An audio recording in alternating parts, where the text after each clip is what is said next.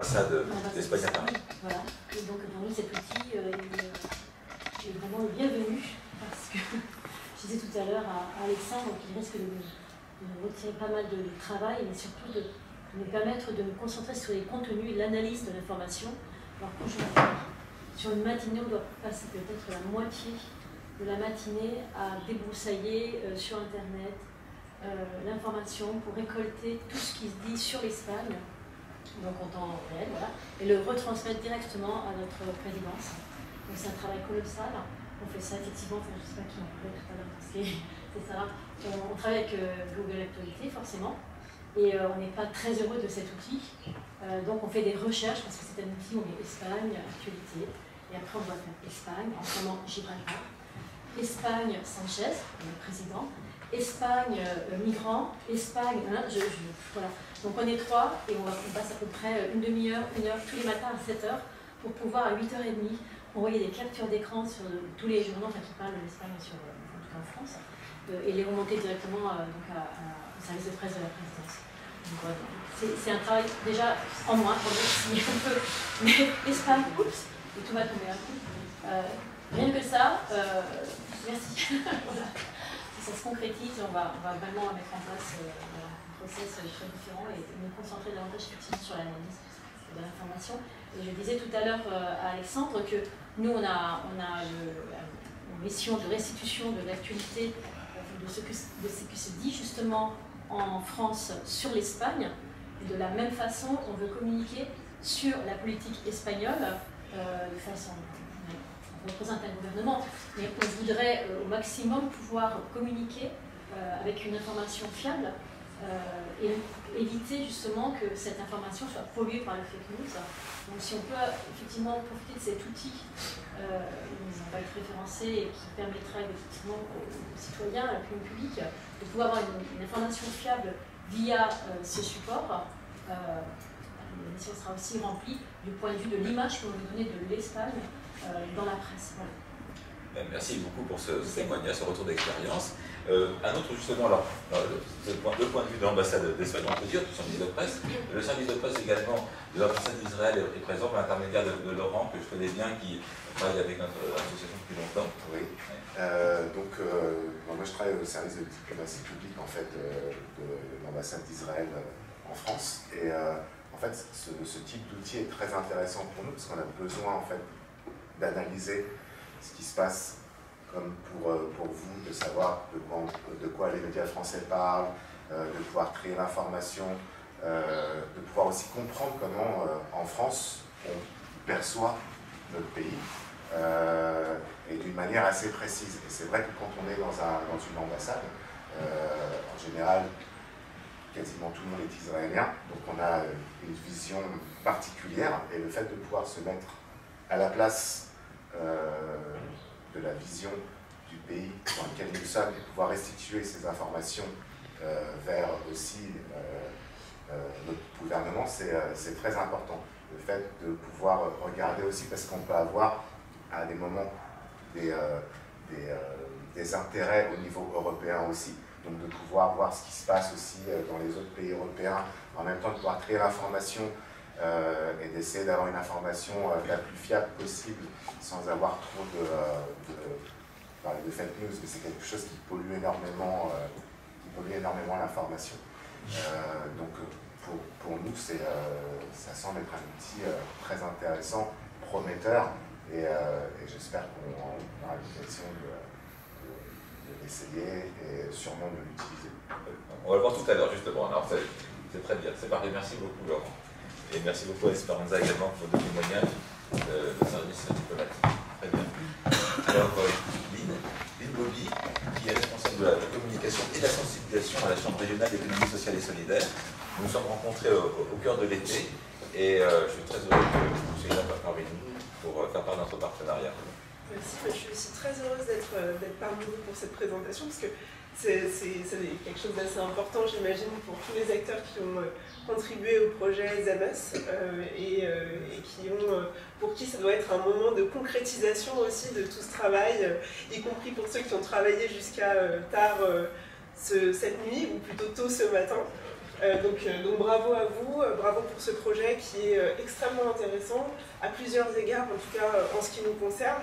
Déjà la première dimension qui va être celle de la veille informationnelle, parce qu'effectivement, en tant que Chambre régionale de l'économie sociale et solidaire, l'une de nos missions, c'est aussi de nous tenir informés de ce qui se passe à l'échelle européenne, de l'ensemble des modifications législatives, de ce qui a trait à l'économie sociale et solidaire, et effectivement, ça va nous faciliter le travail, donc merci beaucoup pour ça.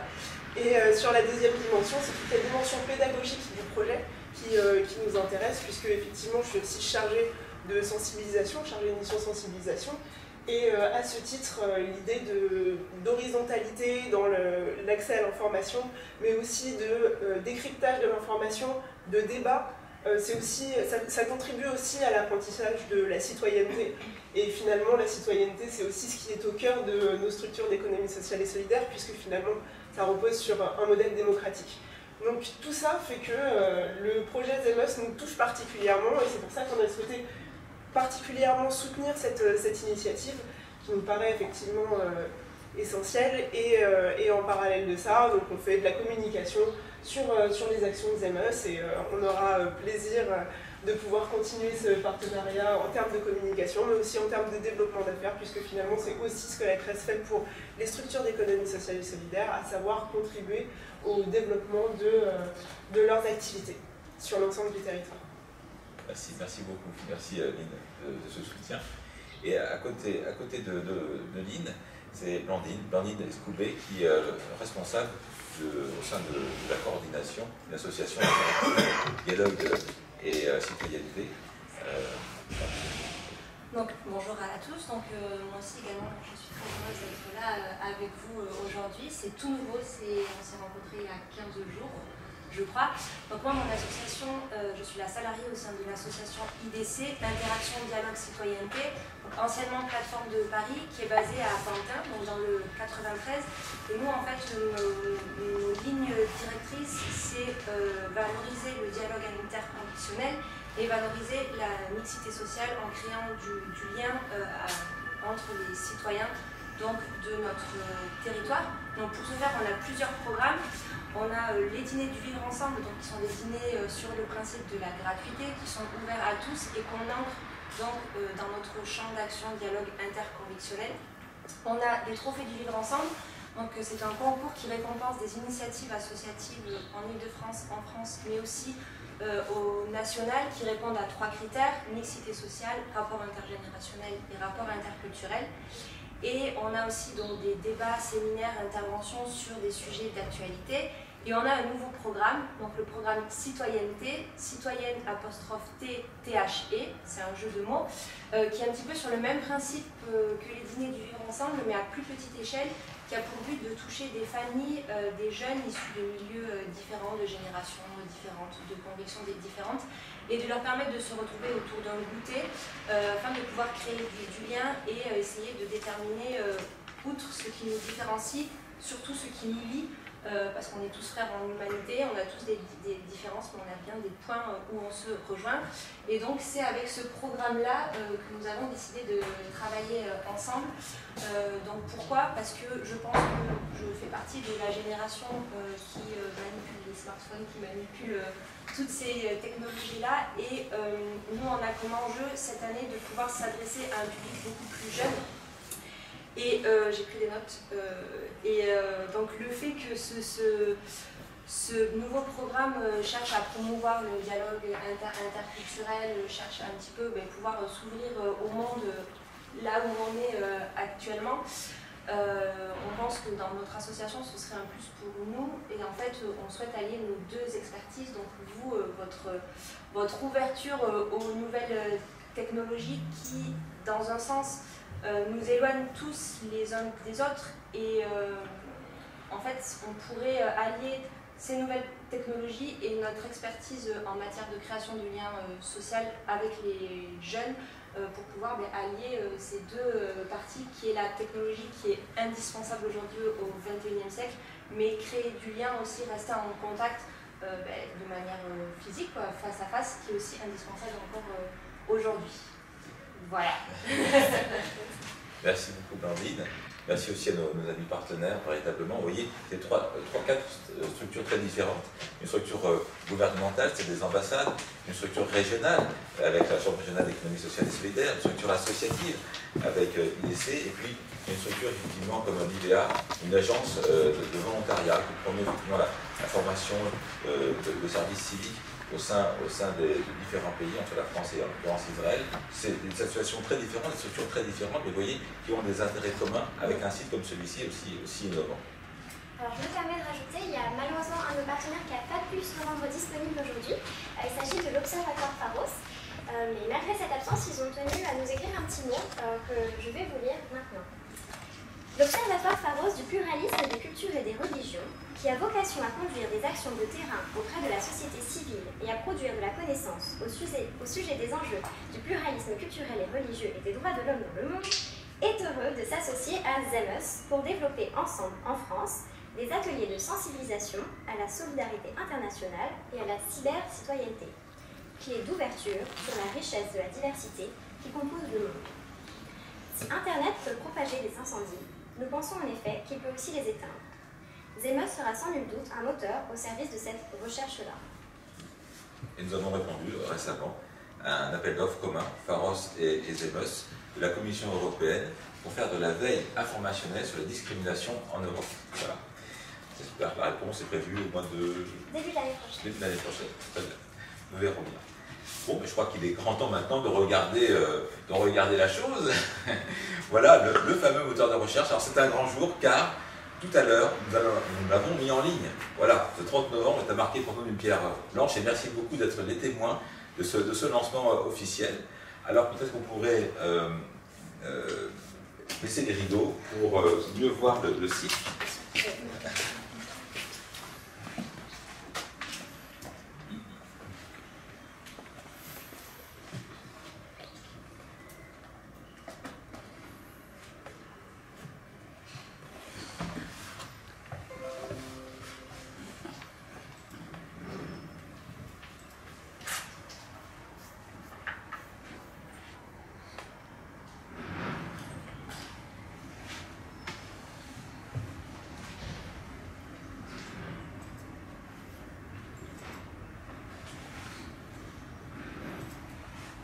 Et voilà.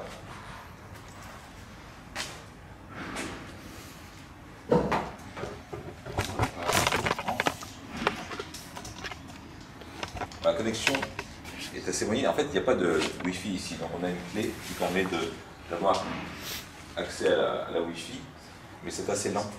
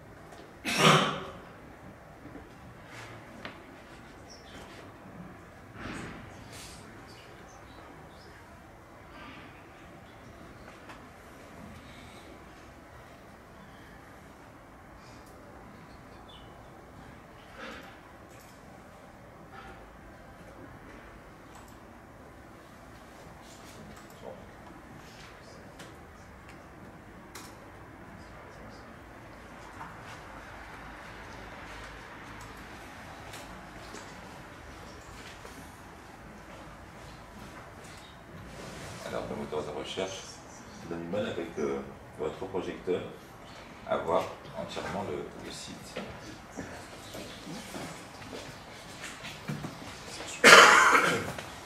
Ouais.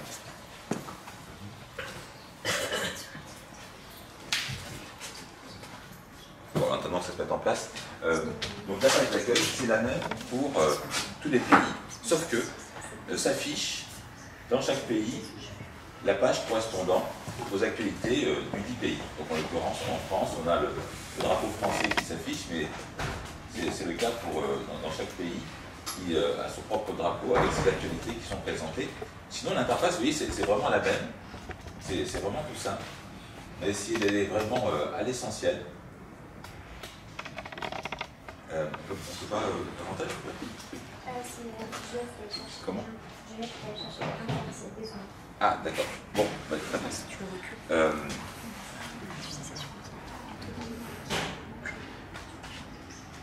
Bon, ce que je vous propose, en attendant que le technicien arrive, c'est de répondre à vos questions.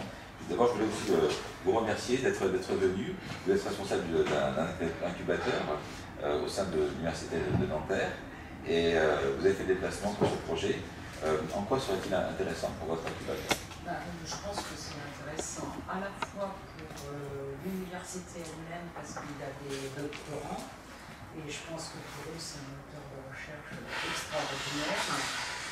C'est intéressant pour certaines des startups qu'on incube qui sont en lien avec plusieurs pays qui eux-mêmes, j'en ai une notamment qui s'appelle Les Savoirs du Livre, qui travaille sur des partages d'actualité, des partages de contenu pédagogique, de contenu culturel avec l'université, avec des associations, avec des lycées, des grandes écoles, etc. Donc là, je suis en train de penser à tout ce qui peut être fait. Et puis, nous sommes en lien aussi avec des écoles, vous en parliez, hein, pour des recherches pédagogiques, pour apprendre aussi à faire des recherches et à critiquer positivement l'actualité. Moi je vois énormément de choses, donc il va falloir que je me pose, tout à l'heure on en discutera peut-être un peu. Il y a énormément de possibilités. Comme l'a dit Sarah tout à l'heure, effectivement, les informations que nous avons collectées, en fait, on est complètement, on maîtrise l'accès à l'information, parce que c'est nous-mêmes qui avons rentré les sites web dans chaque pays. C'était une question que je voulais vous poser. Voilà, est-ce qu'il y a une forme de modérateur? Vous publiez toutes les actualités, quelles sont vos limites? En fait, on publie en quelque sorte les sites web des journaux. Et bien sûr, comme le site web en entier est publié, l'ensemble des informations du journal est publié. Mais après, comme c'est un moteur de recherche, le résultat affiche uniquement sa propre recherche en quelque sorte. Deuxième question, c'était, vous savez, apparemment, on verra mieux en regardant le site, possibilité de mettre des groupes ensemble qui étudient, qui analysent. Est-ce qu'il y a une production de ces analyses sur le site? Alors, c'est pas prévu.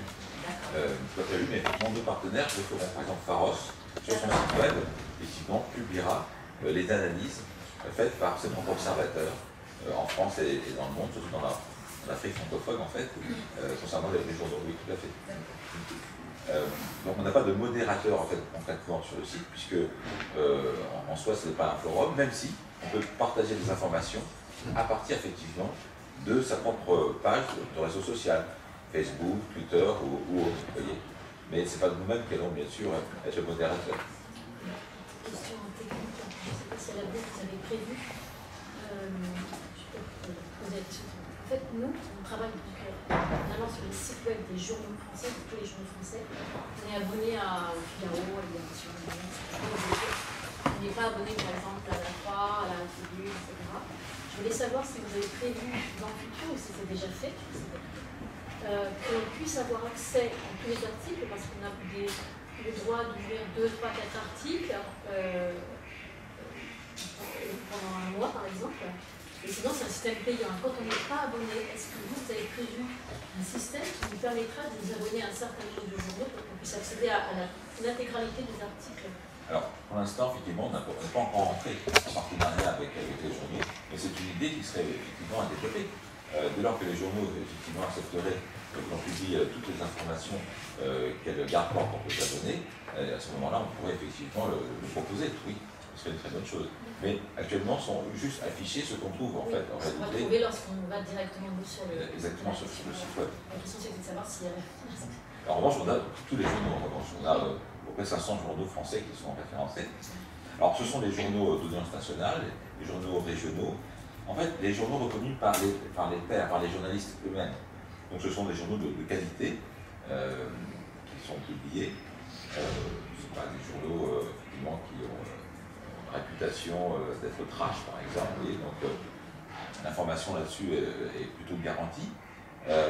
Également sont référencés donc, les sites des ministères, qui relaient aussi un certain nombre de journaux. Également les partis politiques, qui publient aussi les partis de la presse, mais qui expriment leurs propres opinions sur leur propre site web. Vous voyez, donc, et puis des universités également. Les think tanks, bon, il n'y en a pas dans tous les pays, mais enfin, il y a à peu près 80 pays quand même qui disposent de think tanks, donc on a beaucoup de think tanks également. Vous voyez, donc on a l'ensemble des productions d'opinion qui sont véritablement référencées par notre société. Au total, c'est 15 000 sites, effectivement. Mais on va voir, c'est aussi très intéressant d'avoir le manque d'information et déjà une information. Il y a une inégalité criante à l'accès à l'information et dans certains pays du traitement de l'information. Il y a certains pays qui disposent que de 5 à 10 journaux numériques. Certains pays qui ne publient pratiquement aucune information dans leur propre ministère. Ou des informations très très limitées.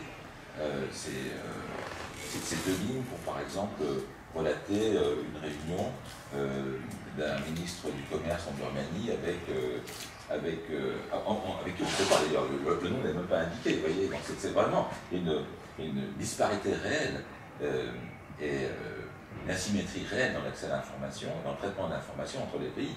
Mais ça aussi c'est très intéressant à analyser. Je pense que les étudiants vont s'en donner à cœur joie, effectivement, pour comparer effectivement la manière dont les informations sont traitées et dont les populations ont accès elles-mêmes à l'information. Excusez-moi, vous avez dit que vous avez 200 pays, mais lesquels ne sont pas? Comment? Lesquels ne sont pas dans ces 200 pays? Le monde, c'est plus que 200 pays, c'est pour ça que je voulais savoir quels pays ne sont pas. On a eu absolument tous les pays du monde. Même la Chine, même... évidemment. Tout à fait, oui. Non, parce que c'est même très... la Corée du Nord aussi dispose de c'est très dirigé, quoi, c'est pour ça. Comment? C'est très dirigé en Chine, c'est pour ça que je dis ça. Oui, bien sûr, non, mais alors tous les pays du monde disposent. Alors, je crois que le pays qui a le classement le plus bas dans effectivement la liberté de la presse, c'est pas la Corée du Nord, bizarrement, c'est l'Érythrée. Je crois que c'est le 195e, l'Érythrée, c'est... Alors, l'Érythrée, il n'y a qu'un seul journal. Qui dépend uniquement du ministère. Mais voilà, on l'a aussi publié, bien sûr, même s'il n'y a rien à dire, c'est intéressant. La non-information est déjà assez éloquente. Et alors, on peut dire, j'ai peut-être pas bien compris, mais ces journaux sont traduits dans. Moi, je suis française, je peux lire ces journaux. Oui, c'est ça. Mais comment je voulais savoir comment ils sont traduits. Voilà. Quel moteur traduit Alors, il y a plusieurs traducteurs en ligne. Il y a Bing, par exemple. Il y a Yandex aussi. Et puis, le plus performant aujourd'hui, qui permet d'avoir accès à un maximum de langues, ça reste Google. Pourquoi? Parce que la technique de Google est d'aller chercher dans des millions et des millions de dossiers la manière dont le mot est utilisé et d'en faire une proposition. Alors, évidemment, mais pour ce qui est des articles de presse qui sont composés tous de la même façon et dont l'objectif est quand même de rendre l'information la plus accessible, où c'est vraiment qui, quoi, quand, comment, pourquoi, et l'information est tout de suite donnée dès le titre, dès le chapeau, ou dès le premier paragraphe. Bon. Là, on comprend, je dirais à 98% ce qui se dit, hein, vraiment. Voilà. Après, je pense que la traduction est quelque chose aussi sur lequel travaillent les algorithmes et qui va s'améliorer de plus en plus. Donc c'est en temps réel. Et en revanche, c'est en temps réel. Et alors, le tour de force, effectivement, des ingénieurs qui ont travaillé pour ce site, des PITA, et d'avoir, c'est vraiment une première mondiale, permis que l'on puisse partager sur sa propre page Twitter ou Facebook dans la langue qu'on a choisie. Auparavant, enfin jusqu'à maintenant, on ne pouvait que partager l'article dans la langue où il se trouvait d'origine. Là, on peut le partager dans la langue qu'on veut. Donc si vous avez des amis à l'autre bout du monde, vous pouvez leur faire lire un article du Monde ou autre, vous voyez, dans leur langue. Il va enfin y avoir un véritable échange, je dirais, un peu partout dans le monde, dans l'accès à l'information. On va pouvoir lire les informations des autres et donner son propre regard là-dessus. Et comme il y a effectivement des approximations en termes de traduction, est-ce qu'on peut retoucher ou pas du tout? Alors, sur le site, non. Sur le site, on peut enregistrer, mais quand on En fait, partage... on peut extraire le texte et le modifier pour notre propre usage. Alors, pour votre propre usage, après, c'est vrai que si vous voulez le partager sur votre page Facebook, par exemple, vous le partagez, et puis dans le petit chapeau, là en haut, vous pouvez donner votre propre traduction, c'est possible. Les thématiques, vous dites il y a 40 thématiques. Oui, Comment ont-elles été choisies? Alors, en fait, les thématiques, vous voyez, chronique, société, culture, vivre ensemble, sécurité, planète, Où est-ce que vous les voyez? et on clique sur les tiroirs, voilà. On clique simplement sur... Ah, chronique, société, voilà. culture, d'accord. Et là, ce sont un certain nombre de mots-clés. Au total, il y a 100 mots-clés. Il y a à peu près 2 à 3 mots-clés par thématique. Donc, chronique, on a mis politique, choix, élection. Après, ça reste une petite sur politique, choix, élection, par exemple. Et ensuite, c'est assez facile. On peut retrancher ou rajouter des mots. On peut enlever élection, par exemple, choix, et c'est Ah, d'accord, ouais. bon. Après, donc, société également. Ah, c'est la Wi-Fi qui est. Et éthique, sciences high-tech, sport, handicap, dopage, stage, volontariat, retraite, travail, maladie, abus, revendication, manifestation, TV, polémique, scandale, info, rumeur, révélation, gouvernance, ingérence, culture, éducation, scolarisation, archéologie, patrimoine, préhistoire, civilisation, histoire, hommage, héros, cuisine, astuces, bricolage, mode femme, loisirs, vacances, tourisme. Ensuite, vivre ensemble, interreligieux, minorité, diaspora, immigré, visa, binationalité, apatride, amitié, mariage, insolite, discrimination, sexisme, vie, habitude, mœurs. Et si on met un mot à soi qui n'existe pas et qui n'est pas référencé, c'est un moteur de recherche. il va chercher. Ah oui, bien sûr, il va chercher. D'accord. Après, on peut regarder sécurité, police, justice, insécurité, alerte, signal, non-délit, surveillance, sécurité, terrorisme, aspect, tension, conflit, expatrié, opération militaire, guerre, enfin planète, ONU, accord, coopération, asile, réfugiés, persécution, aide humanitaire, urgence, écologie, climat, risque, faune, protection animale, développement durable. Ça permet d'avoir quand même une bonne cartographie de ce qui se dit dans un pays. Voilà. Donc on peut faire sa propre recherche personnelle. Après, on peut croiser toutes ces informations avec le pays qu'on veut. Par exemple, de quoi? Si on va dans quel pays parle la France?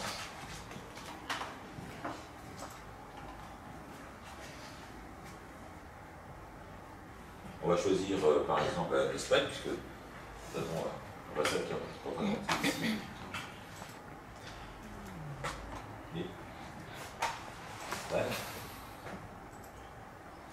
Alors voilà, en fait, on a tous ces mots-clés-là. Dans l'Espagne, je sais pas ce qu'il faut revenir. On a référencé toutes les régions par pays.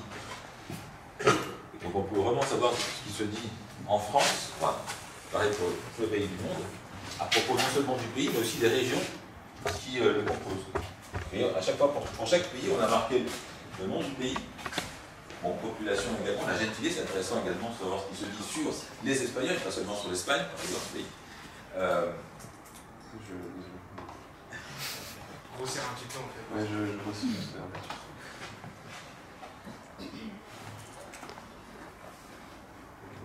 Donc on a quel pays parle de la France, mais on peut avoir quel pays parle de l'Espagne, par exemple.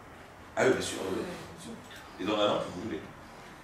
Et l'ordre, c'est chronologique, enfin, les informations, elles apparaissent par, de la plus récente à la moins récente. Ah oui, alors ça c'est aussi une bonne chose. On a deux onglets pour avoir l'information pertinente, c'est-à-dire les articles qui parlent véritablement du sujet, quelle que soit la date, et l'information par date, pour avoir la dernière information à ce sujet.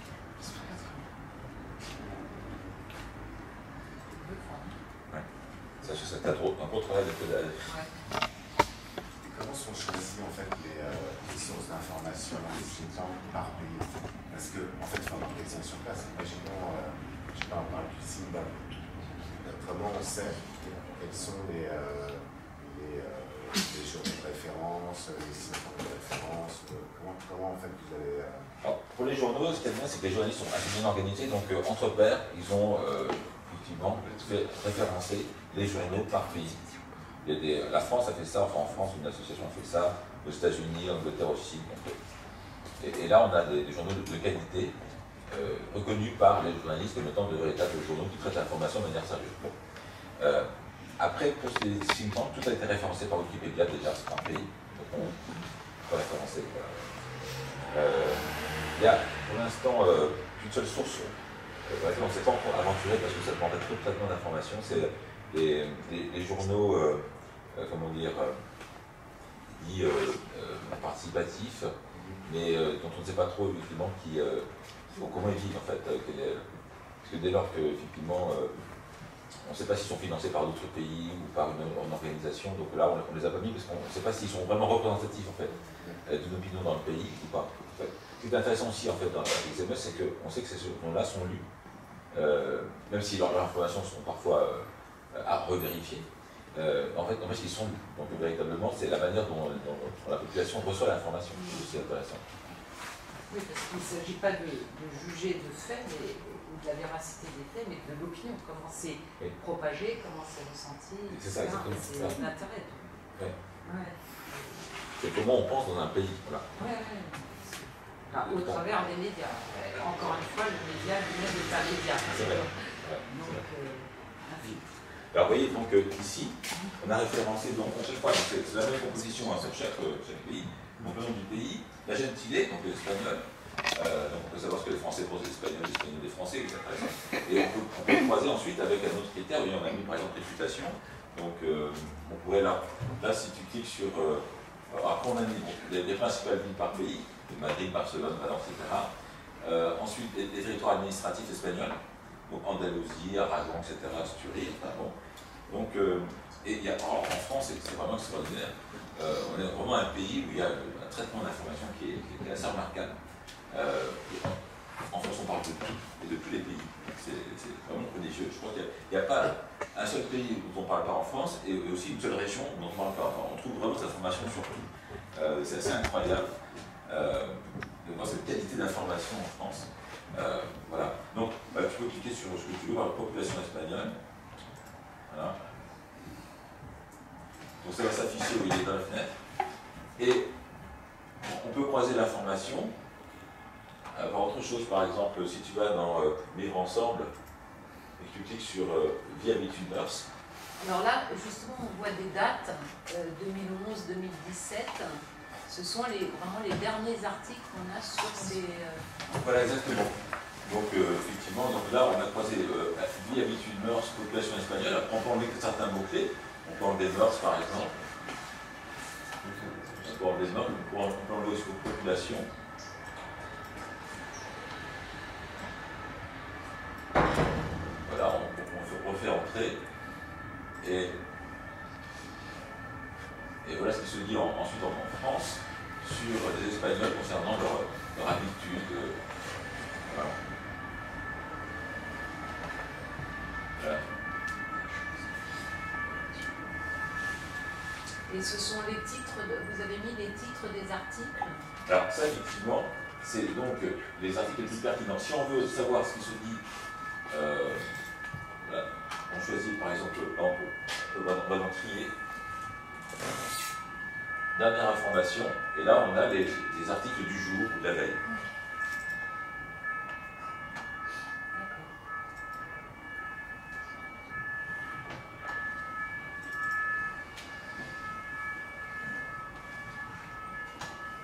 Donc là, premier onglet de quoi parle la France, second onglet de quel pays parle la France, dernier onglet, quel pays parle de la France. Alors, voilà, très bien. Donc, on peut choisir un pays, mais mettons, puisqu'il est d'origine tunisienne, on va cliquer sur Tunisie. On peut aussi cliquer dans la carte, hein, c'est comme on veut. Voilà, là on est en Tunisie, et vous voyez, ça a traduit le mot France en arabe, puisque la langue officielle en Tunisie c'est l'arabe. Et comme on a choisi ici le français comme langue de lecture, ça a été retraduit en français.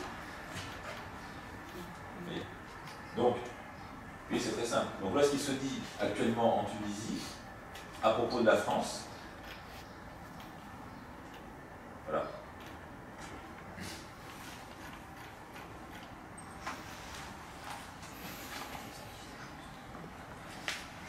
Je pense que vous avez des questions. Si non, ensuite, on n'a pas vu la possibilité de se mettre en réseau pour partager. Oui, ça c'est exact. Alors on va le faire tout de suite. Là, il y a un article de celui-ci, ou alors plutôt un article.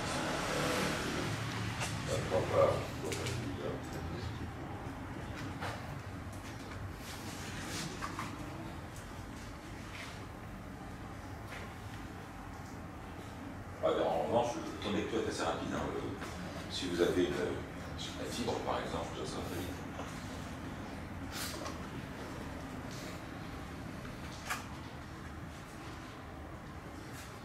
S'il y a la Wi-Fi, donc en fait, on a du 4G.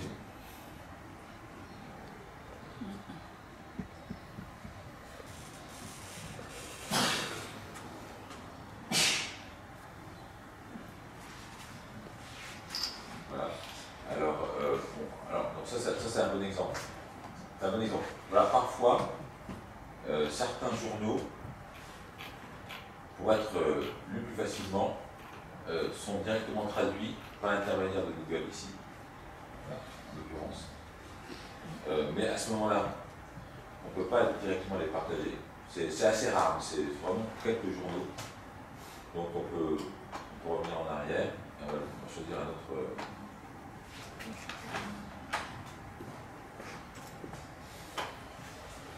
Donc là, on n'a pas effectivement l'interface SMS qui permet de partager. Si on va, par exemple, choisir notre journal,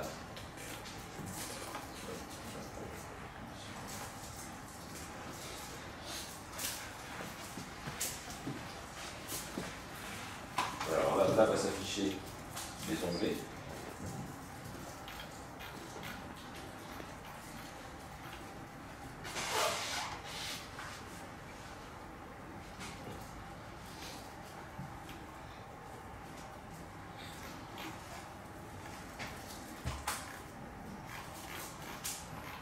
Je pense que c'est la mise en page qui fait qu'on ne voit pas les onglets.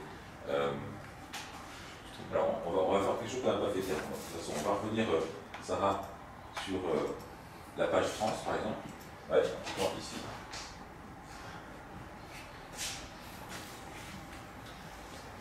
Et on va traduire en espagnol.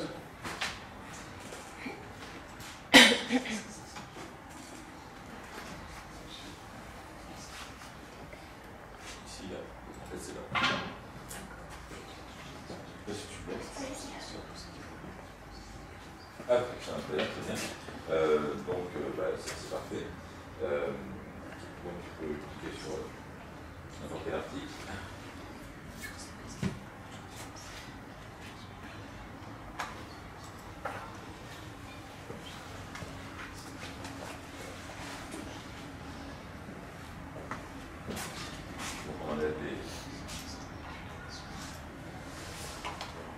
Là, on ne voit pas ça à cause du projecteur, malheureusement. Ici, il y a un bouton qui s'affiche et qui affiche donc Twitter, qui affiche Facebook.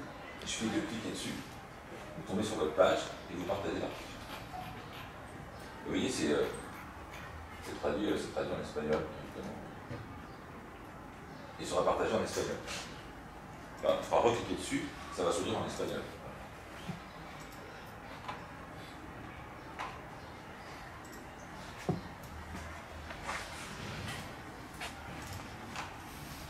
Pour créer des groupes d'analyse comme vous le proposiez, par classe, comment ça se passe?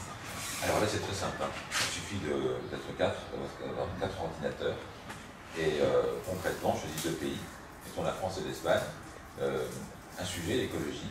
Il y en a un qui étudie ce qui se dit en France sur l'écologie, un autre qui va chercher un article en Espagne sur l'écologie, un troisième qui va étudier ce qui se dit en France à propos de l'Espagne sur l'écologie, le quatrième qui va étudier ce qui se dit en Espagne à propos de la France sur l'écologie. Et après que chacun ait étudié l'article, il peut bien sûr dialoguer, partager. En fait, c'est à peu près ce que fait aujourd'hui, ce que font les professeurs de français, en première notamment, ils arrivent avec une fille de courrier international, bon, ils les distribuent et puis les élèves lisent l'article qu'ils veulent, mais ils choisissent un article parmi une sélection d'articles. L'avantage avec ZME, c'est que c'est vous qui faites votre revue de presse, véritablement. Oui, mais ce que je veux dire, c'est votre site qui met en réseau les 4 personnes, c'est ça? C'est dans une même pièce. Dans une même pièce. Comment? C'est dans une même pièce que vous avez. Non, mais est-ce qu'il y a dans votre application une possibilité de dire, bah, tiens, je recherche 2-3 personnes pour partager des informations? Ah, c'est une excellente idée. Ouais. Alors j'avoue que je n'avais pas pensé du tout, c'est vrai. On n'y a pas encore pensé. Ça crée du lien, par-delà les pays, voilà. Ça pourrait être très bien. On peut le faire de manière effectivement entre guillemets virtuelle. Oui. En fait, on a prévu de le faire concrètement dans les classes ou auprès également des centres de réfugiés. Il y a une association qui s'occupe de réfugiés qui est ici, je crois. Non, elle est pas venue. En tous les cas, elle serait intéressée pour. Parce que là, c'est puissant après. Vous pouvez partager entre écoles d'un pays, d'un autre pays, ou d'un quartier, d'un autre quartier. Enfin, c'est. Bon, c'est déjà pas mal ce que vous faites. Et au début, je pensais qu'il y avait ça. Et ce serait une très chouette idée. En tous les cas, on avait invité à filmer effectivement les ateliers et on pourra les publier en vidéo. Après, ce qu'on peut montrer également, c'est qu'une fois que l'atelier est fait, on ne peut pas me le montrer, on a fait un pré-rapport qui permet à chaque classe de faire son compte-rendu d'atelier. Ça, on peut vous le montrer, c'est dans à propos atelier interculturel. Et voilà, ici, bilan, formulaire, vous voyez, on met la date, le lieu de l'atelier, le nom du responsable, son email, le site web de l'organisation, le type d'organisation, alors vous voyez, il y a toute une sélection possible, établissement scolaire, université, organisation de séjour linguistique, après, on indique le nombre de garçons dans la classe, le nombre de filles, l'âge des participants, la durée de l'atelier, le sujet choisi. Vous voyez, alors, il y a plein de sujets choisis, ou bien c'est parmi une liste des 40 thématiques, ou bien on écrit sa propre thématique, bon. Le pays, les pays choisis, et puis les points discutés. Alors on a pré-référencé un certain nombre d'items, mais il peut y en avoir d'autres, vous voyez ici, on indique là. Donc on peut parler de tout, recherche pédagogique, dialogue interculturel, développement humain. Voilà. Après, chaque classe, chaque groupe est invité à dire son degré de satisfaction. Vous voyez, le petit sur le premier, c'est toujours le même partout, donc c'est bien, bien satisfaisant, etc. Pareil que l'exposé, son degré de satisfaction, le débat, l'animateur, participant, des suggestions, tout ça dans un compte rendu. Chaque fois de chaque atelier. Ouais. Et là, on espère bien que dans le monde entier, on pourra utiliser ZMS pour faire des ateliers interculturels avec des rapports très précis. Et après, il y a une interface ici, vous voyez, on peut envoyer sa vidéo, c'est tout. Quand on en recevra, on fera notre interface pour les diffuser.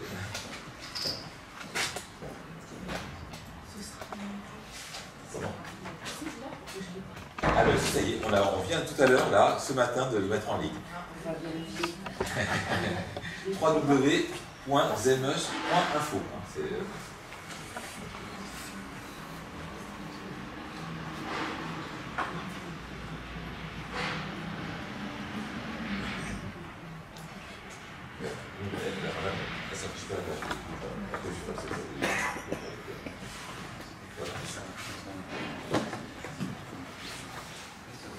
Votre réaction, votre...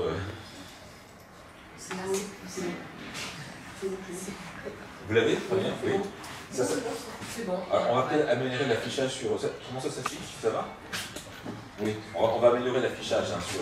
On n'a pas encore fait d'API pour les mobiles. Voilà. Pour l'instant, c'est vraiment plus possible avec un ordinateur. Sur mobile, pour l'instant, on n'a pas encore fait l'information. Est-ce que ça fonctionne aussi avec des supports visuels comme les vidéos? Parce que de plus en plus de médias diffusent des supports visuels. Oui. Alors là, on a accès à des vidéos, en fait, hein, parce que effectivement, de plus en plus de journaux publient des vidéos, donc on a accès aussi aux vidéos. Et on va rajouter un onglet vidéo. Mais en fait, déjà, ici, en mettant actualité et vidéo, en rajoutant vidéo, on va déjà avoir accès aux activités qui mettent en avant des vidéos. Ah non, non, là, non mais je crois que Google est en train de travailler là-dessus, sur ce sujet-là. Les traductions de vidéos. C'est pas encore ceci, mais ça le sera un jour. Oui, parfois, ça c'est tout titré, c'est vrai. Ouais, pas plus. C'est en train de se faire sur YouTube. On trouve parfois des traductions automatiques. C'est vrai. C'est en train de se faire. Heureusement. Ouais, quelle chance. Ah, mais c'est le grand défi, effectivement, du XXIe siècle, la traduction. Automatique. Au niveau de la sécurité, vous avez une bonne sécurité, vous ne pouvez pas avoir des hackers, des choses comme ça. En fait, on a la meilleure sécurité qui soit, et d'ailleurs, j'en parle sous le contrôle de Serval qui est ici présent, parce que le site il a été conçu entièrement par nous, en quelque sorte, par des codeurs. Voyez. Donc, il ne dépend pas d'autres interfaces. Auparavant, avec Abdel, on en a parlé tout à l'heure, on avait un CMS WordPress qui fabrique des sites web, on peut les modifier comme on veut, mais enfin, sur des interfaces mondialisées. Donc là, c'est très facile d'y entrer, les robots peuvent y entrer, etc. Mais là, on a conçu notre propre site web, donc en quelque sorte, personne ne peut vraiment y entrer pour le modifier. Enfin, on peut en dire quelques mots à ce sujet, ça va. Je pense que pour vrai, ça. Je pense que la sécurité, c'est bon. Oui, c'est aussi sécurisé que n'importe quel site. Ouais. En général, ils attaquent le site populaire, c'est-à-dire le site utilisé par plusieurs personnes. Et aujourd'hui, notre site, en fait, on l'a passé par propre notre code. Donc il n'y a personne qui va savoir comment on a le code utilisé ou les failles dans le code. Donc c'est ça l'avantage de passer par le codage personnalisé. Et même s'il était un jour attaqué, etc., il y a bien toujours des copies sur notre hébergeur qui peut les restaurer, donc on n'aura pas de problème. Normalement, le site il est certifié par un certificat SSL, c'est-à-dire le transfert de données entre le serveur et la machine. C'est chiffré avec un système de codage très très sécurisé. Ouais. Donc là, c'est ça. Par exemple, ça se quand vous choisissez telle personne, donc ça impacte comment vous pouvez garantir qu'il n'y a pas de manipulation de l'information d'un individu, n'importe quoi. C'est quand même un facteur humain, donc c'est difficile à contrôler ça quand même. Pour produire l'information ou pour utiliser les dialogues? Pour analyser et pour remettre, ce sont les humains qui font. Mais est-ce qu'il y a. Comment on fait En fait, les ateliers interculturels, oui, ils se servent de l'utilisation de l'information qui a déjà été produite. Qui est déjà, mais non pas pour produire l'information.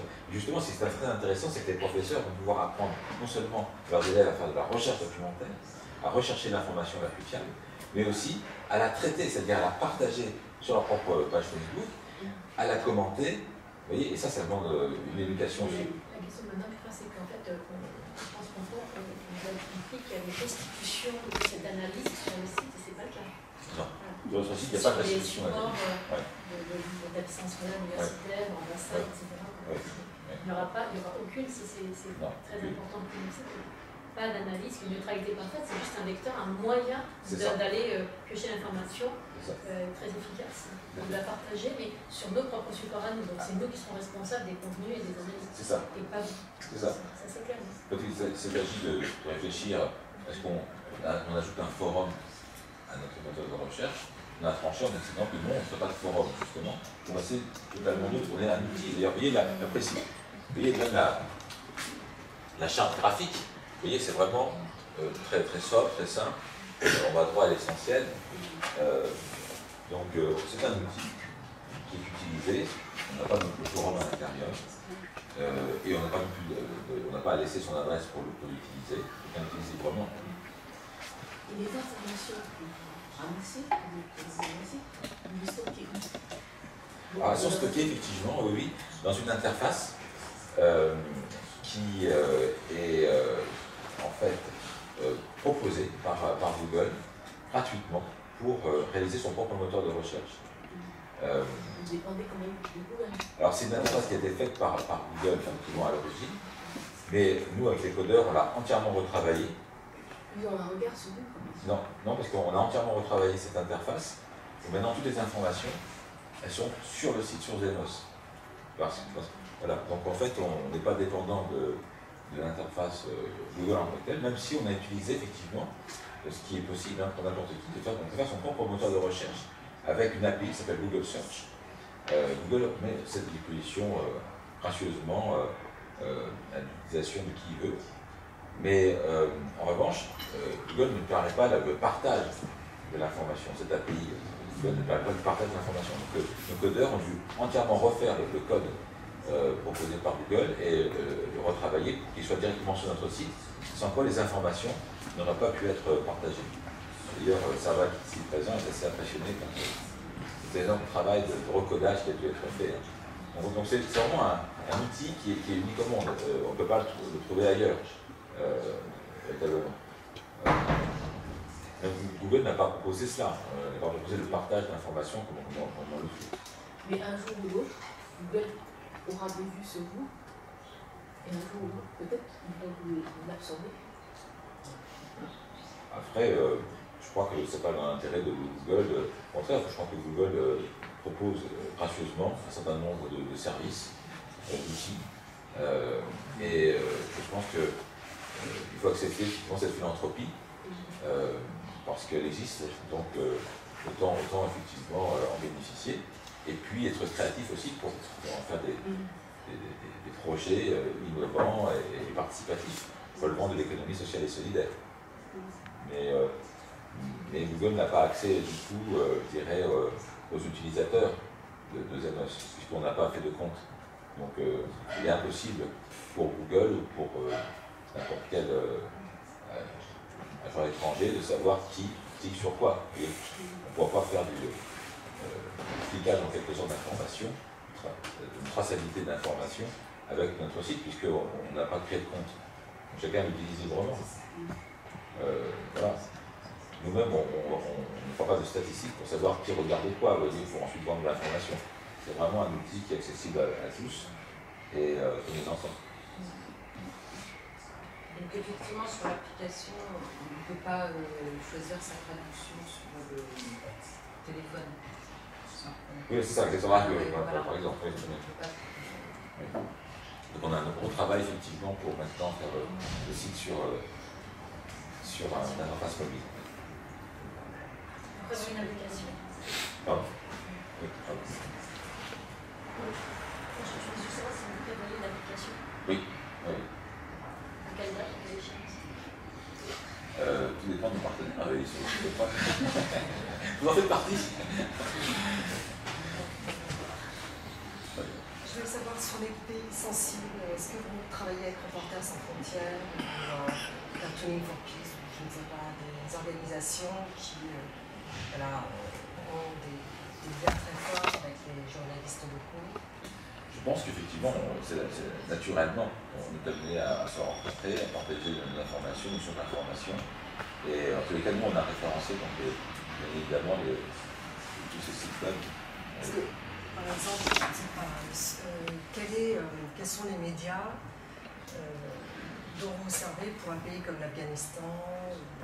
Voilà, est-ce que vous avez à peu près combien de médias et quels sont les... L'Afghanistan est un des pays parce que l'Afghanistan est maintenant, effectivement, même si c'est un pays en crise, reste un pays qui est dynamique, démocratique. Et donc, il y a beaucoup de journaux en Afghanistan, beaucoup de journaux d'information. C'est un pays qui reçoit beaucoup d'aide, bien sûr des États-Unis. Et donc, de ce fait, c'est un pays extrêmement informé. Il y a beaucoup d'informations en Afghanistan. Et de grande qualité, avec beaucoup de sites web. Mais, sur la Birmanie, par exemple? Alors, en Birmanie, c'est vraiment trop de choses, il y a très peu de choses. Mais, en fait, on a vraiment plus territorialisé l'information. C'est-à-dire que, pour un pays comme l'Afghanistan, par exemple, s'il y a des Afghans réfugiés aux États-Unis qui ont publié un journal, on ne va pas le référencer dans le pays Afghanistan. On ne va pas non plus le référencer aux États-Unis. Parce que c'est vraiment... vous voyez, on a voulu vraiment territorialiser l'information. On a vraiment référencé que les journaux qui ont une adresse dans le pays. Et donc on a vérifié à chaque fois, je trouve que c'est un travail colossal, qui a nécessité le travail d'une centaine de volontaires, de stagiaires. On a vérifié site par site s'il y avait bien l'adresse du journal dans le pays. Voilà. Donc les journaux en .com, vous voyez, on ne connaît pas la domiciliation, qui sont en .com ou en .org. Et donc on n'a pas pu vérifier s'ils ont bien une adresse postale dans le pays, on ne les a pas référencés. De façon à être sûr que l'information est traitée par les habitants même du pays, les ressortissants du pays qui concrètement vivent dans ce territoire-là. Voilà. Donc on n'a pas voulu biaiser l'information. Alors c'est notre manière de répondre à la personne qui parle de Google. Dans Google Actualité, justement, la politique éditoriale de Google Actualité n'est pas du tout la même. Puisque vous avez dans Google Actualité donc, Maroc, vous avez certains journaux marocains, mais vous avez aussi La Normandie Libre, Libération, Figaro, ça, tous les journaux français. Donc celui qui ne connaît pas bien sa provenance ne sait pas en fait quelle est l'opinion publique, c'est ce qu'elle pense réellement au Maroc. Et Google Actualité mélange les journaux d'une même langue, francophone en l'occurrence, pour un pays. Donc on est vraiment aux ZMS les seuls à proposer une information garantie qu'elle est territorialisée, qu'elle est bien liée au pays. Donc, pardon, alors j'ai peut-être mal calculé. Un média, un journal qui serait donc local, mais dont l'adresse finit en .com ou en .org, vous ne le référencez pas? Si on n'est pas sûr qu'il est publié par le pays même, dans le pays même, on ne référence pas.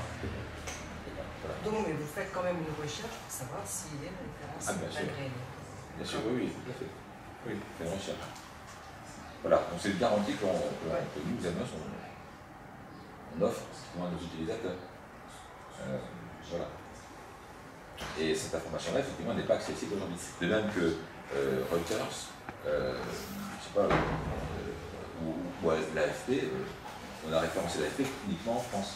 Même si l'AFP a des bureaux un peu partout dans le monde, c'est une des plus grandes agences au monde.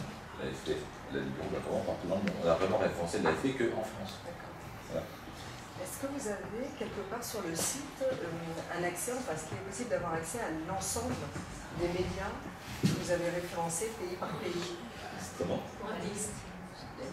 La liste, en fait, bon, vous avez cité 15 000 sites pour la France, mais il y en a sans doute beaucoup moins dans certains pays. Est-ce qu'on peut avoir accès à cette liste? On doit sur demande. Oui, sur demande, d'accord. Pas directement. Autre chose qui est peut-être, j'imagine qu'il y a des petits pays qui ont une presse écrite, qui n'ont pas les moyens d'avoir un site web de représentants. Est-ce que cette presse, elle est écartée? Ah oui, la presse écrite qui n'a pas de site web, effectivement, ne peut pas être utilisée par notre outil en fait. Même si c'est une presse qui a été mentionné et qui, justement, ce n'est que vraiment que la presse publique. C'est-à-dire que oui, ce qu'on propose, c'est la presse en ligne qu'on peut traduire et partager. Donc il faut être forcément sur le net. Mais maintenant, quelle est la presse qui n'est pas. Et on peut se poser la question qu'est-ce qui se cache derrière un journal qui ne veut pas être lu, qui ne veut pas être public, qui ne veut pas être partagé? Mais on peut se poser la question. Aujourd'hui, c'est. Je pense que c'est pas. C'est un autre débat, mais enfin voilà. Des organes de presse qui n'ont pas les moyens d'avoir un site. Aujourd'hui, c'est plus facile de traiter l'information sur Internet. Vous voyez, Abdel, Pasteur, il fait des sites web pour 300 €. Bon, et on peut faire des sites web pas cher du tout, ça fonctionne. Donc, vraiment, le fait pour un journal de ne pas avoir une vitrine sur Internet est un choix éditorial certain. Je pense que vraiment, il y a des pays qui il y a peut-être une presse, mais qui n'a pas une visibilité sur Internet. Ah, certainement, mais nous, on ne croit pas effectivement la mettre en ligne si elle-même se peut cacher ou se veut dissidente, se veut effectivement circuler différemment. Ah, ça, c'est vrai. Mais je rebondis sur ce que disait Madame. Si vous travaillez avec des doctorants, des thésards, des enseignants, ils vont être très demandeurs de statistiques, de sources. Donc la liste des journaux, parce que dès lors qu'ils vont commencer à faire des recherches et écrire des articles ou des thèses, voilà, ils vont donner, à un moment donné, ils vont pouvoir donner des références, des stats. là, c'est le risque, parce qu'il est puissant, votre application, elle est puissante. Après, on peut l'ouvrir encore plus, quoi. Donc il va y avoir beaucoup de sollicitations. Ah oui, ça s'imagine. Mais Google, dans Google News, on peut, je crois, rajouter des journaux, il me semble, hein, automatiquement, proposer l'envoi de journaux, effectivement. Donc on va recevoir des sollicitations pour publier des journaux, je suis certain. Non, ce que je veux dire, c'est voilà, savoir, par exemple, quelle est la liste des... Combien de journaux sont référencés sur l'Albanie, sur... voilà, vous n'avez pas ce genre de statistiques. On l'a pas mis en ligne. D'accord. Oui. C'est intéressant parce que... En revanche, elle est à la disposition de Squat. Oui, bien sûr. La mettre en ligne, après, c'est véritablement nous-mêmes extrêmement chronophage. Parce que on va passer notre temps à dire mais pour quelle raison ce journal n'a pas été référencé, peut-être qu'il va être référencé, peut-être qu'on ne le saurait pas. C'est bien, c'est une très beaucoup plus de personnel pour pouvoir répondre.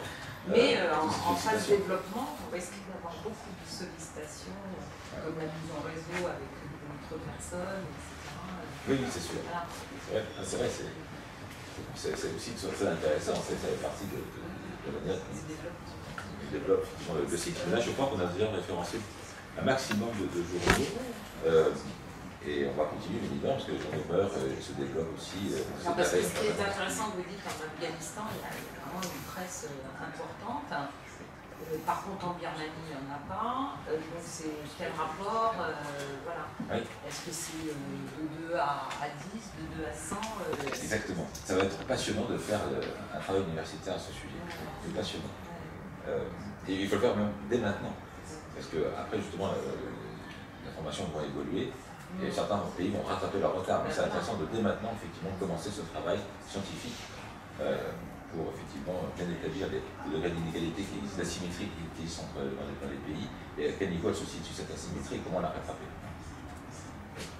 Votre travail va consister à une mise à jour instantanée de l'information, justement, pour les journaux qui meurent, d'autres qui sont publiés, et est-ce qu'il y a un contact éventuellement nous on peut dire, voilà, tel journaux qui n'ont pas référencé. Je pense que vous avez fait le travail, parce que vous n'êtes pas assez dessus. Et vous avez prévu un peu comme sur Wikipédia, où tiens, il y a telle personne qui vient de figurer sur Wikipédia. Il y aura une collaboration avec les citoyens qui vous diront, dans tel pays, il n'y a pas. Maintenant, c'est le développement. Je suis persuadé qu'on va nous faire plein de propositions, effectivement. C'est vrai. Vous avez une page contact? Une page contact, oui. Mais on ne s'est pas contenté des banques de données qui existent sur les journaux par pays. On s'en allait nous-mêmes vérifier. C'est-à-dire qu'on a, par exemple, traduit en espagnol les mots-clés suivants, journaux, liste, Espagne. Alors, par exemple, et également ministère, site web, Espagne, pour avoir tous les ministères, etc. Donc on a vraiment vérifié. Et après, on a regardé journaux par journaux, journal par journal, si concrètement, effectivement, il y avait bien le... C'est vrai que, par exemple, on a un agenda de la communication dans votre site web. Donc il y a toute la presse espagnole. Voilà. Vous avez vu... Oui, c'est très bien référencé. Ouais, ça. Et même les journaux régionaux sont très bien classés. Donc on est dépassé à côté de certains journaux en revanche, c'est vrai. Je pense que c'est exhaustif, mais c'est peut-être pas le cas pour tous les pays. Ouais. Après, il y a une certaine forme de presse, effectivement, qui se développe. On verra comment la traiter, mais on veut être absolument certain que le journal en question émane bien du pays et développe effectivement des idées qui sont inscrites dans leur pays, véritablement. C'est l'idée, en fait. Parce que les journaux alternatifs, c'est très bien, mais il faut vérifier dans quelle mesure leur business plan leur permet de vivre essentiellement et de toucher une population. Donc, il y a certains journaux alternatifs qui eux-mêmes ne sont ni plus ni moins que des journaux de partis politiques. Vous voyez, je te dis non-journaux alternatifs, en fait, ils développent des opinions politiques très, très précises. Ça peut être aussi intéressant, mais il ne faudrait pas donner grossir le trait. En fait, il faudrait connaître aussi le degré d'audience de certains journaux. Voilà pourquoi on n'a pas encore mis le journaux alternatif. Vous basez sur l'audience, et également, même si ce n'est pas un journal alternatif, les journaux éditorial.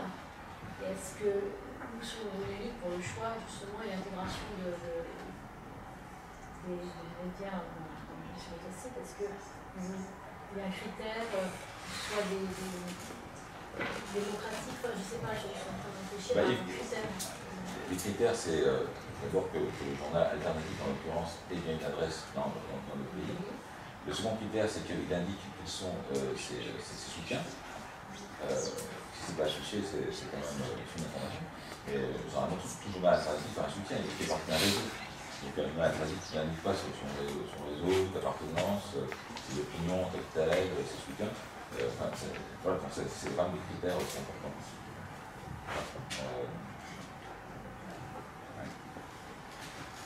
Mais c'est un vaste travail qui continue et qui est amené effectivement à évoluer en permanence.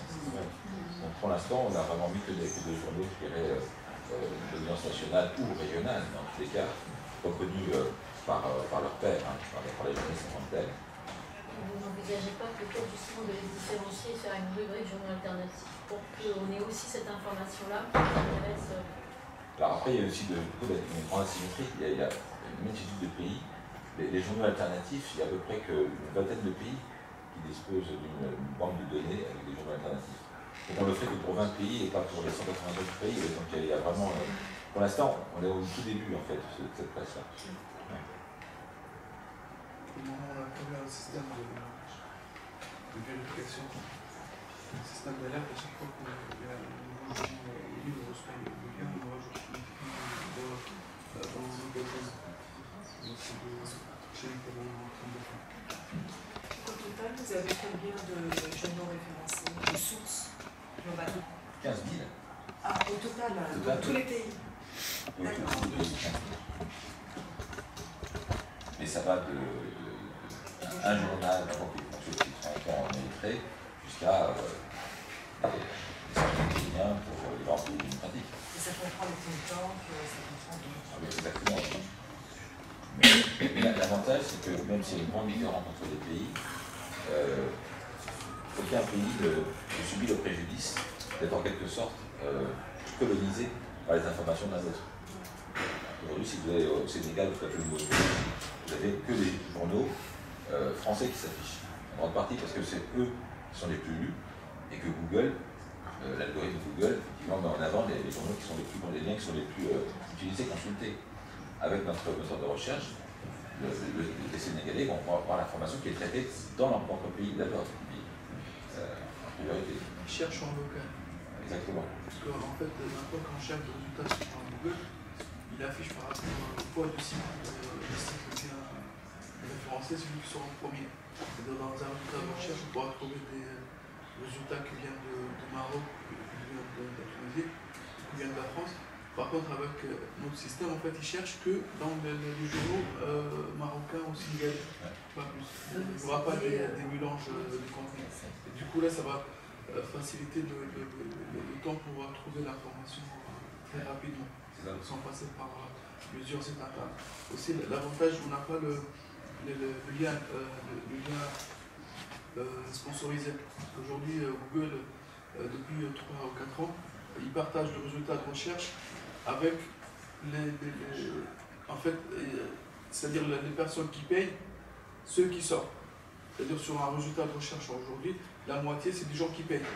En général, les gens qui payent, c'est des gens qui cherchent l'argent, c'est des vendent des services, ce qu'on appelle Google AdWords. Et notre plateforme, c'est que de résultats naturels, il n'y a pas de lien sponsorisé. Il n'y a pas de sponsorisme. Par exemple, si je tape plombier à Paris ou je tape n'importe où, le site pour les résultats, c'est des résultats sponsorisés. Et quand on clique, soit il récupère des informations, soit des annuaires, soit c'est. Et c'est une grande guerre aujourd'hui.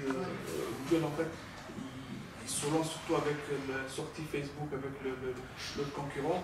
Il a commencé à mettre la stratégie où il gagne beaucoup d'argent. Leur stratégie, c'est de gagner de l'argent. Aujourd'hui, par exemple, le mot-clé de plombier, ça coûte 60 € par clic. C'est-à-dire je clique sur un lien, c'est-à-dire Google derrière il gagnait 60 €. Avant-hier, on a fait des campagnes Google AdWords pour un artisan. On a mis un budget pour gagner 2 clics. Il y a eu 28 clics au bout de 2 jours. Sur le 28, on a eu 0 appel et derrière on a payé 800 €. Et on a parlé avec des techniciens, ceux qui ont fait la campagne, ceux qui ont tout paramétré. Derrière, c'est n'importe quoi, c'est de recherche Wikipédia, c'est-à-dire de sites qui récupèrent en fait. Soit ils vendent des machines, ils vendent n'importe quoi. En clic, on perd 60 €, entre 15 à 60 € par clic. Et ça devient très très terrible aujourd'hui, surtout quand on cherche quelque chose. On ne trouve pas l'information, il faut qu'on passe 5-10 minutes pour trouver l'information. L'information, on ne peut pas la trouver sur un site sponsorisé. Toujours le mieux, c'est pour ça aujourd'hui, la plupart ils tapent, par exemple, un mot-clé et derrière on tape Wikipédia ou Wiki, parce qu'aujourd'hui Wikipédia c'est la meilleure référence pour trouver les informations. Et l'avantage avec notre plateforme, il n'y a pas de lien sponsor, que de résultats naturels. Effectivement, c'est le défi. Pourquoi les partenaires sont ici? J'espère qu'ils vont bien nous aider effectivement à développer la plateforme parce que c'est en fait le site est entièrement gratuit. Il n'y a pas de publicité non plus. Il n'y a pas de lien sponsorisé. On ne référence pas les utilisateurs. On ne vend pas non plus l'adresse d'utilisateur. Donc effectivement, on travaille avec des partenaires pour développer ce moteur de recherche dans les services qu'il peut rendre, notamment donc, la recherche documentaire avec les collèges, les lycées, la promotion également du dialogue interculturel et puis également l'évaluation des politiques publiques avec notamment des partenaires comme Pharos, dont c'est effectivement le métier. Une autre question, je suis de l'idée là. Vous classez comment vous triez les articles, parce que par exemple, j'ai tapé sur Japon. La première page, c'est 2011. J'arrive jusqu'à la page 6 pour avoir 2018. Plus récent. Alors vous avez un bouton. Trier. Oui. D'accord. Le plus récent. Oh, voilà. Voilà, je crois qu'on a répondu à toutes les questions, sauf qu'il y en a encore. Des réactions, particulièrement, écoutez, c'est l'heure alors de vous remercier. Voilà, merci infiniment d'être venu à ce lancement. Ce 30 novembre, ça marquait une pierre blanche. Après tout ce travail, eh ben, tu vois, Sarah, on a tout à faire. Donc on est très attendu. Et on va continuer effectivement. Très bien. Merci encore.